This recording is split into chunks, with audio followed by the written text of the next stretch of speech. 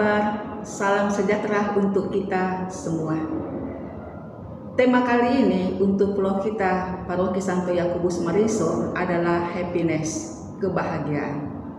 Di mana kita nanti berbicara seputar emosi dan hal-hal yang membuat kita bahagia. Saudara-saudariku yang terkasih, bahagia itu sederhana. Apakah pernah kita dengar ungkapan seperti itu? Ungkapan tersebut memang terdengar sangat mudah untuk dilakukan. Namun dalam kehidupan nyata terkadang kita lupa bagaimana caranya menjalani hidup yang bahagia. Definisi dari bahagia itu yaitu kesenangan, kepuasan hidup, emosi yang positif, dan perasaan-perasaan yang puas. Dan faktor-faktor yang mempengaruhi kebahagiaan itu yaitu adanya penghasilan yang cukup, punya harapan, hubungan, perilaku syukur, dan tentunya tingkat keimanan kita. Bahagia itu bukan berarti tidak pernah sedih. Menurut Aristoteles, ia memetakan dua hal tentang kebahagiaan yaitu hedonia, rasa bahagia yang berakar dari hal-hal yang menyenangkan dan umumnya berkaitan dengan perasaan yang muncul saat kita melakukan hal-hal yang kita sukai.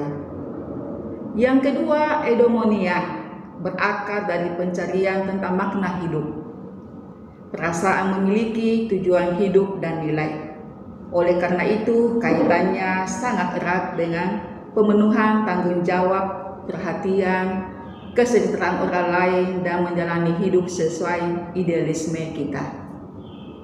Faktor-faktor yang mempengaruhi kebahagiaan seseorang yaitu kehidupan sosialnya baik, ramah, terbuka, kehidupan agamanya juga dan religiositasnya baik, yaitu orang yang hidup religinya bagus sangat berbanding terbalik kebahagiaannya dengan orang yang tidak religi. Saudara-saudari yang terkasih dalam Kristus, bahagia itu sesungguhnya milik semua orang. Dan ketika kita memilihnya, kadang saya menyerah pada keyakinan bahwa penderitaan adalah hidup yang harus dibayar ketika indahnya kehidupan yang saya nikmati. Namun suatu ketika saya menoleh kembali ke belakang dan menjalani bahwa hidup bahagia tersebut merupakan hasil prinsip hidup yang sudah saya sadari dan saya sudah jalankan. Nah, marilah kita memulai dari pola kehidupan kita masing-masing. Namun tentunya sesuai dengan keinginan kita masing-masing. Tidak perlu meluangkan waktu banyak, tidak perlu meluangkan waktu atau uang atau inspirasi. Kita hanya menelusuri ide-ide yang spiritual dan penuh makna. Menciptakan hidup bahagia, langkah awalnya adalah mari tengoklah kembali keajaiban-keajaiban yang telah kita alami. Dari manakah kita berasal? Apa yang dapat kita lakukan? Apa yang dapat kita saksikan selama ini? Siapa saja yang telah kita tolong? Orang-orang hebat seperti apakah yang telah menjadi teman kita, sahabat kita, pasangan kita, dan anak-anak kita? Inilah aset kita yang sangat berharga dan bernilai. Sadari dan syukurilah. Kemudian, renungkanlah keadaan saat ini. Berapa banyak waktu dan perhatian yang kita curahkan untuk meraih keberhasilan dan hal-hal yang paling penting seperti hubungan harmoni, pengalaman, aspirasi yang terbaik. Apakah kita menciptakan hidup bahagia hanya dengan melakukan beberapa hal yang sebelumnya belum pernah kita lakukan? Luangkanlah waktu untuk itu dan tinggalkanlah kegiatan-kegiatan yang sama sekali tidak berguna. Dan akhirnya, tentukan seperti apa hidup bahagia yang kita inginkan. Ini hanya sebuah ide. Kita bisa memikirkan cara pandang hidup kapan saja kita suka. Tetapi tahap ini janganlah dulu merubah sudut pandang kita.